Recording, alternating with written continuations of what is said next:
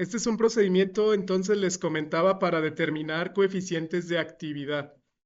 El planteamiento es el que les comento. Si yo tengo un líquido, una solución líquida no ideal, de dos componentes, me mencionan que es binaria y que está en equilibrio, es decir, se mantiene a temperatura y presión constantes. En este líquido yo tengo dos componentes, componente uno y 2. Estos son compuestos químicos.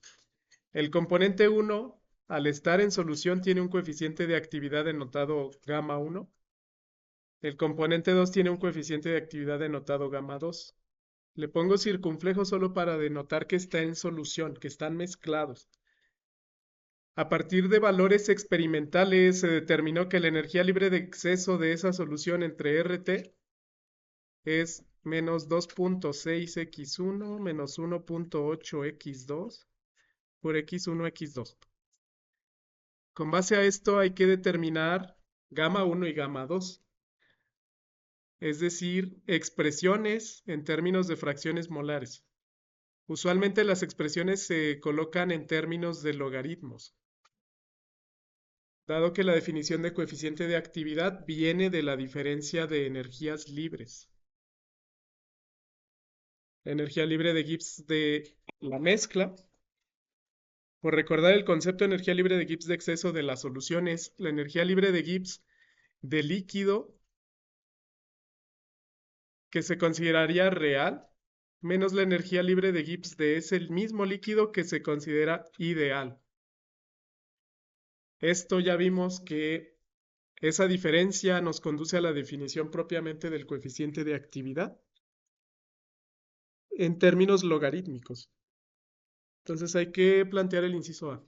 Eso se haría calculando las propiedades molares parciales, ¿no? Si recuerdan, ya hemos usado las ecuaciones de Gibbs-Duhem, que son estas dos.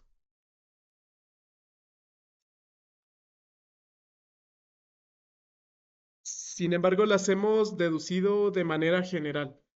Les comentaba que estas son válidas para cualquier propiedad M. Habíamos comentado entalpía, entropía, energía libre de Gibbs, energía interna, energía libre de Helmholtz y, más importante, como lo vamos a usar aquí, energía libre de Gibbs de exceso. Esta M yo la puedo sustituir por energía libre de Gibbs de exceso. Entre RT incluso, ¿no? Este era el concepto de energía libre de Gibbs residual, ¿no? La energía libre de Gibbs de líquido que se considera ideal, menos la energía libre de Gibbs de líquido que se considera real menos ideal. Esta en general es la energía libre de Gibbs molar parcial, que si hago la diferencia, recuerden que esto lo vimos como potencial químico. Por definición, de energía libre de Gibbs molar parcial es el potencial químico. Esto sería de líquido real menos el líquido ideal. Y al hacer la diferencia nos quedaba esta ecuación. A partir de esta ecuación comentamos que este logaritmo natural es precisamente lo que se define como coeficiente de fugacidad. Si yo quiero representar de manera análoga la energía libre de Gibbs de exceso, esto, la energía libre de Gibbs de exceso se basa en la definición de energía libre de Gibbs como un líquido real y la definición de energía libre de Gibbs como un líquido ideal. Aquí está la definición, ¿no? Si yo tomo energía libre de Gibbs de exceso, esto sería de líquido real, es decir, que no es ideal, menos la energía libre de Gibbs de exceso molar parcial ideal. Si resto esta menos esta, noten que se cancela el factor gamma. Esta es una constante de integración que viene de las ecuaciones de Gibbs. Y me quedaría RT, logaritmo natural de fugacidad de la especie, menos RT, logaritmo natural de fracción en la fase líquida por fugacidad, ¿no? Esto como tal es lo que se define como coeficiente de actividad. Eso es el coeficiente de actividad y de ahí proviene. De ahí que la energía libre de Gibbs molar parcial de exceso esté en función de RT logaritmo natural de gamma. Entonces, estas ecuaciones las podemos deducir a partir de datos experimentales. Si yo soy capaz de calcular composiciones, x1, x2, de una mezcla en equilibrio contra energía libre de Gibbs de exceso. Entonces eso lo ajusto a una ecuación mediante una regresión y esa ecuación me va a servir para calcular coeficientes de actividad. Este es uno de los modelos básicos para calcular coeficiente de actividad. Hay otros, por mencionarles algunos, está el modelo de Wilson, el modelo de Margules.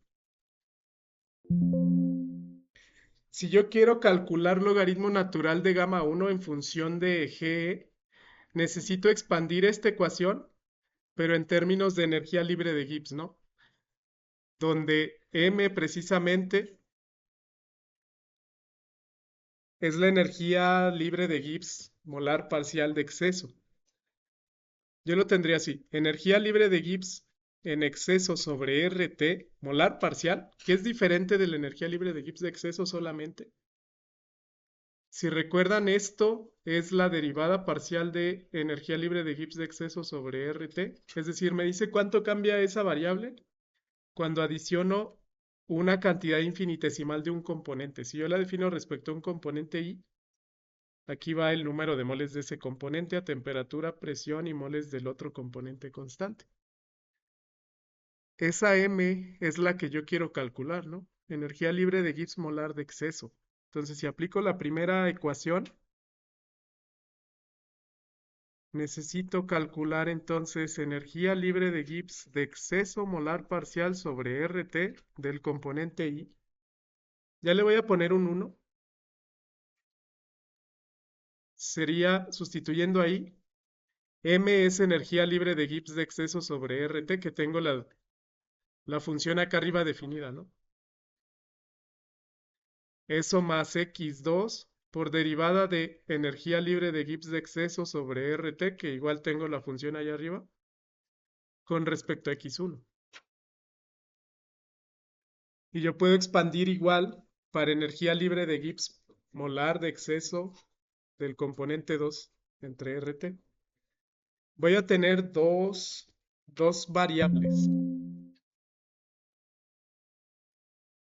A partir de ahí voy a generar para el componente 2, ¿no? Que sería ahora usar esta segunda ecuación.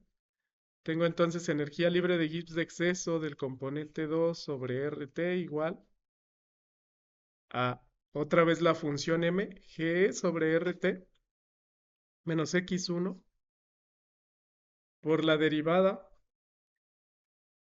de esa misma función G sobre RT, pero ahí respecto a X1. Esa derivada vale lo mismo arriba y abajo. Y noten que estas dos están definidas, pero la pregunta es cómo relaciono esas con el coeficiente de actividad. Recordando que el coeficiente de actividad me dice para esa solución qué tan ideal es el líquido. Es decir, si esto tiende a ser 1, el líquido se puede considerar ideal. ¿Qué implicaciones tiene que un líquido sea ideal? Básicamente el hecho de que el coeficiente de actividad y muchas de las variables son iguales en estado puro que en mezcla. Eso es una solución ideal. Incluso la fugacidad de este componente en estado mezclado, si es ideal, es igual a la fugacidad de ese componente en estado puro. Y eso de inicio me da información valiosa porque si yo requiero calcular, por ejemplo, el coeficiente de fugacidad de una mezcla, el procedimiento es más largo que calcular el coeficiente de fugacidad de una sustancia pura. Tendría que utilizar, por ejemplo, correlaciones de Prausnitz o reglas de mezclado si lo considero una mezcla, o bien si lo considero una especie pura, los métodos que vimos de Pitzer o el de Lee Kessler o la integral de fugacidad. Para el cálculo de coeficientes de actividad ya vimos que dependen de las propiedades de exceso. Hay una serie de propiedades de exceso que se relacionan directamente con energía libre de Gibbs. Esa es la principal aportación, ¿no? El hecho de que yo pueda quizás experimentalmente construir una serie de valores X contra Y, es decir, definir todas las composiciones de equilibrio. A partir de esas composiciones yo puedo determinar energía libre de Gibbs de exceso entre RT y eso me va a permitir calcular volumen, por ejemplo, de exceso, me va a permitir calcular entalpía, me va a permitir calcular logaritmo natural de gamma. Si recuerdan, logaritmo natural de gamma directo es derivada parcial de energía libre de Gibbs de exceso entre RT respecto al número de moles, es decir, energía libre de Gibbs de exceso molar parcial. Para responder la pregunta, de estas ecuaciones directo, la que está de azul, directamente esto es logaritmo natural de gamma 1. Y la que está de verde, esto directamente es logaritmo natural de gamma 2. Y con base a esto, entonces bastaría hacer la derivada, sustituir ahí, y yo voy a tener una función que me permita calcular gamma 1 y gamma 2, coeficientes de actividad de estas sustancias si se encuentran en solución. Le voy a poner circunflejo para denotar que están en mezcla. Entonces, directo, el logaritmo natural de gamma es la energía libre de Gibbs de exceso molar parcial entre RT. Y más aún, si yo derivo esa ecuación del logaritmo de actividad respecto a presión, puedo obtener volumen molar parcial. Recuerdan que vimos que energía libre de Gibbs se puede considerar una función generadora. Si yo tengo una fórmula, una función de energía libre de Gibbs en términos de x1, x2, con operaciones sencillas, yo puedo transformar esa propiedad a casi cualquier propiedad. Y a su vez la energía libre de Gibbs de exceso entre RT, esta no es molar parcial. Es la sumatoria de x1 logaritmo natural de gamma 1. Para cada componente, en una mezcla binaria queda x1 logaritmo natural de actividad 1 más x2 logaritmo natural de actividad 2. Entonces, con este trasfondo teórico ya podemos calcularlo. Y hay que usar esas ecuaciones, ¿no? Logaritmo natural de gamma 1 contra logaritmo natural de gamma 2. En sí, de forma experimental, esos datos se aproximan a una ecuación, usualmente en términos de x1 y x2, o solamente en términos de x1, y a partir de ese encontramos precisamente las ecuaciones de gamma 1, gamma 2, que se pueden abstraer para regresar a la variable original, molar. La derivada aparece en ambos términos. Si recuerdan, esta derivada de g sobre rt con respecto a x1 aparece en ambos términos. Hay que calcularla primero, está aquí y aquí. Para calcularla yo requiero, lo más fácil, conviertan esto a una sola variable, porque al momento de derivar, x1 no es constante, no lo pueden tomar constante porque x1 es función de x2, sabiendo que x1 más x2 vale la unidad, ¿no? Entonces voy a sustituir todas las x2 por 1 menos x1. Y luego sobre esa hacemos la derivada. Esa es la forma más fácil. Otra es aplicar regla de la cadena. Lo más fácil sería menos 2.6x1 menos 1.8. La x2 la pongo como 1 menos x1 por x1 y ahí por 1 menos x1, ¿no? Esa sería la x2. Sustituyo x2 como 1 menos x1 porque esto es una mezcla binaria. Y sobre eso necesitaríamos derivar. Para derivar, voy a hacer simplificaciones. Sería menos 2.6x1 menos 1.8. Menos por menos me da más 1.8x1, ¿no? Aquí estoy desarrollando ese paréntesis. Todo eso por x por 1 menos x1.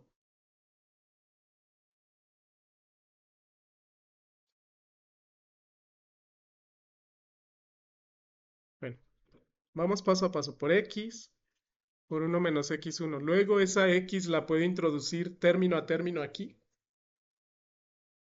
Pueden hacer el álgebra o pueden derivar como un producto.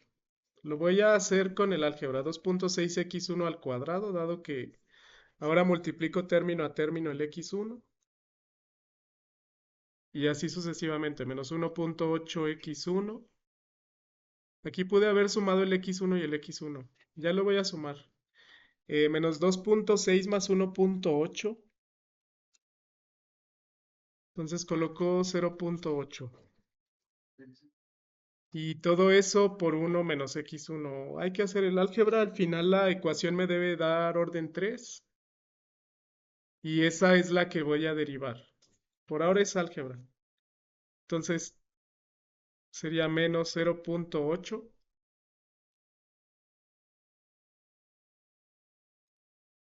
por x1 al cuadrado. Voy a multiplicar término a término por 1 y término a término por menos x1.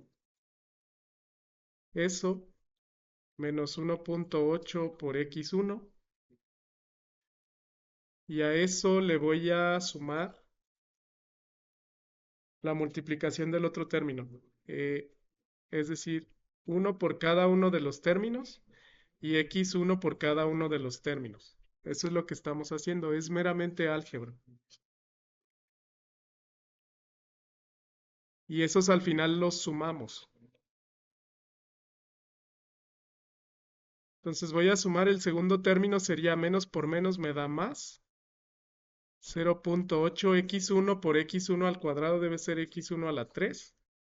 Menos por menos me da más. 1 por 1.8 me da 1.8 por x1 al cuadrado. Y ya tengo términos semejantes, x1 al cuadrado, x1 al cuadrado. Tengo una x1 y x1 a la 3. Nada más sumo los cuadrados.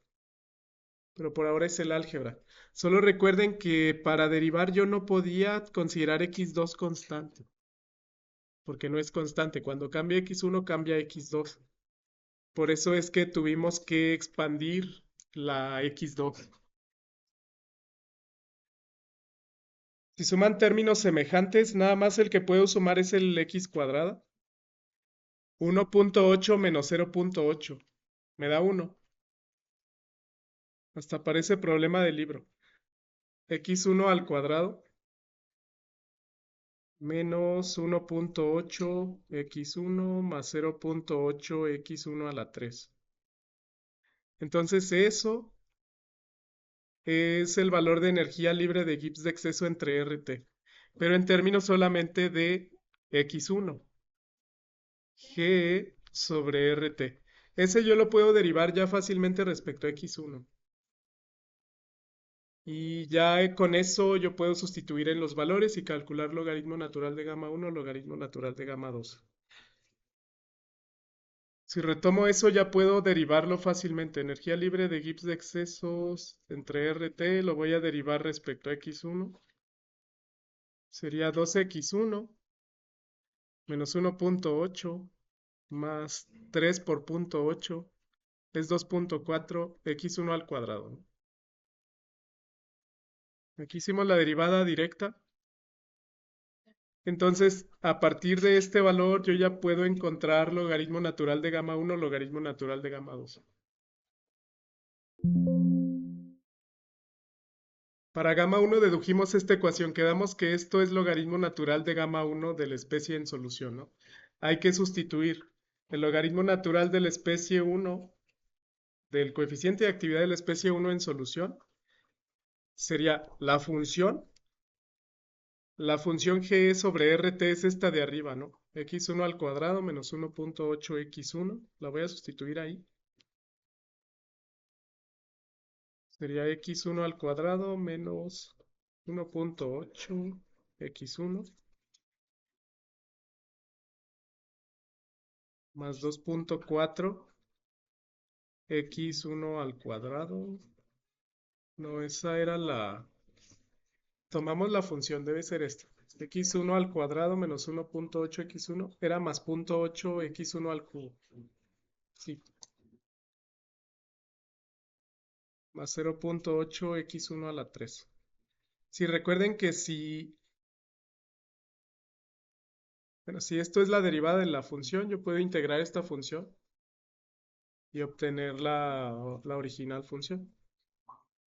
Y esto sería más x2. x2 lo pueden dejar así o lo pueden tomar como 1 menos x1 por la derivada. La derivada es lo que tenemos ahí arriba. 2x1 menos 1.8 más 2.4x1 al cuadrado. Y como tal, esa debería ser la ecuación para calcular coeficiente de actividad de la especie 1. Podemos hacer más álgebra para simplificar, pero en dado caso no hay problema que quede en términos de x2, dado que x2 se puede calcular fácilmente, ¿no? x2 quedamos que es 1 menos x1. Es decir, si yo quisiera calcular coeficiente de actividad para una x2 de, vamos a decir, 0.8, queda definida la x1 como 0.2, ¿no? Entonces nada más podría sustituir ahí y obtener el resultado.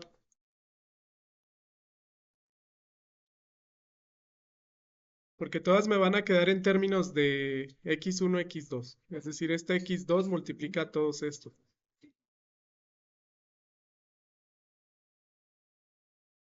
Ya depende. Aquí no es necesario irse hasta la simplificación más compacta. Como, bueno, como práctica algebraica sí, ¿no? Pero sin embargo, para fines prácticos, con este valor yo ya puedo calcular gamma 1. Vamos a dejar así. Para la segunda función, esta expresión equivale al logaritmo natural, pero del coeficiente de actividad 2. Hay que sustituirlo. Logaritmo natural de coeficiente de actividad de la especie 2 va a ser de nuevo la misma función. Esta función se repite. X1 cuadrada menos 1.8 x1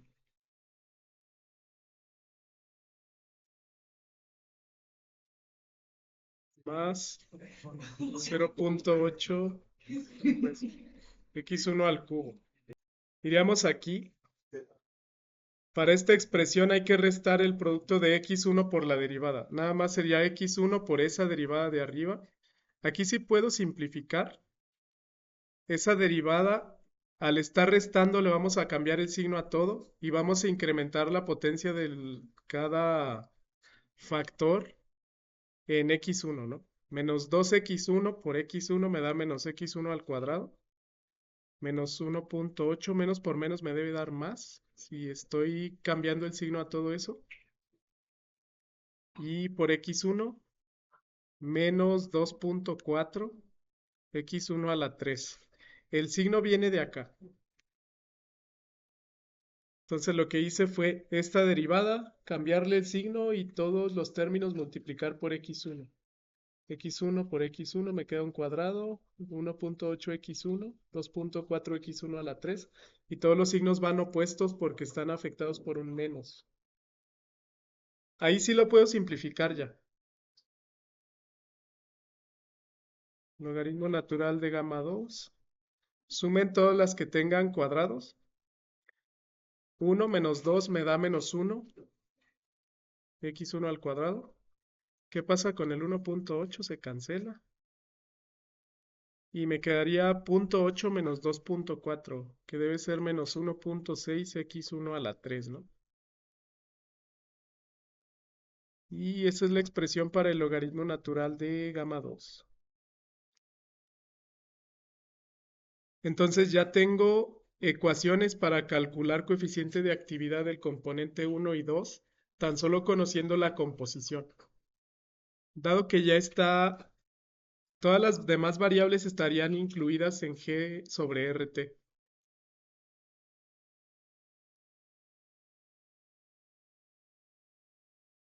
Yo podría comprobar, también lo podemos hacer, que energía libre de Gibbs molar de exceso sobre RT es logaritmo natural de gamma 1 por x1 más logaritmo natural de gamma 2 por x2. Si hice bien el álgebra, esto me debe dar exactamente lo mismo que la función. Porque así es como se hace una regresión hacia energía libre de Gibbs de exceso. Como tal, ya generamos una ecuación para logaritmo natural de gamma 1 y gamma 2 en términos de energía libre de Gibbs de exceso. Esta es la respuesta del inciso A. Hay que demostrar que la derivada del logaritmo natural de gamma 1 respecto a x1 evaluada en x1 me da 1 y que la derivada del logaritmo de gamma 2 respecto a x1 evaluada en x1 me da 0. El libro nos pide hasta aquí. Sí, ya lo puedo interpretar. La derivada del logaritmo natural de gamma 1 respecto a x1, pero esto evaluado en x1 igual a 1. Eso comenta que debe ser igual a la derivada del logaritmo de gamma 2 respecto a x1, evaluada en x1 igual a 0, debe ser igual a 0. Ok, vamos a demostrar que las dos valen 0. Si voy a derivar eso, derivada del logaritmo natural de gamma 1 respecto a x1 debería ser, término a término voy a ir derivando, 2x1 al cuadrado menos 1.8x, nada más 1.8, ¿no? Ya estoy derivando. La derivada de esto sería, de hecho ya la tenemos, es la misma que ya calculamos, 3 por punto 8, 2.4x1 al cuadrado. Luego, esto más la derivada de x2, que es 1 menos x1 respecto a x1. O si lo quieren hacer así, pueden derivar implícito. Derivada de x2 respecto a x1 por derivada de x1 respecto a x1. Lo que se les haga más fácil aquí, simplemente lo puedo derivar como un producto. 2x1 menos 1.8 más 2.4x1 al cuadrado. Es la derivada de todo esto que está en el corchete, que lo puedo derivar como un producto. Hay que derivar ese producto y al final evaluamos cuánto vale la derivada, pero evaluada en x1 igual a 1. Entonces, sí, aquí se nos fue un cuadrado, porque ya lo habíamos derivado, ¿no? La derivada de 2x, perdón, de x1 al cuadrado es 2x1. Ese cuadrado no iba. Sí. Ahora hay que determinar el segundo término, que sería la derivada. Entonces, igual derivo respecto a x1 como un producto. Lo voy a derivar. Voy a ir paso a paso, dado que ya tengo esa parte de arriba, 2x1 menos 1.8 más 2.4x1 al cuadrado, más la derivada de todo eso, me quedaría la primera función por la derivada de la segunda, ¿no? Si recuerdan, la derivada de un producto es la primera función, la derivada de la segunda, x, si lo tomo respecto a x, más la segunda función por la derivada de la primera. Entonces sería la derivada de la primera función por la derivada de la segunda. La derivada de la segunda me daría 2. La derivada de 1.8 me da 0. La derivada de 2.4x1 al cuadrado me debe dar 4.8x1. Luego más la segunda función por la derivada de la primera. La derivada de la primera es menos 1. Entonces directo pongo un menos. Y multiplicado por la segunda función, que sería 2x1 menos 1.8 más 2.4x1 al cuadrado. Esa es como tal la derivada del logaritmo de gamma 1 respecto a x1. Nada más hay que revisar álgebra. Sobre esa habrá que sustituir x1 igual a 1.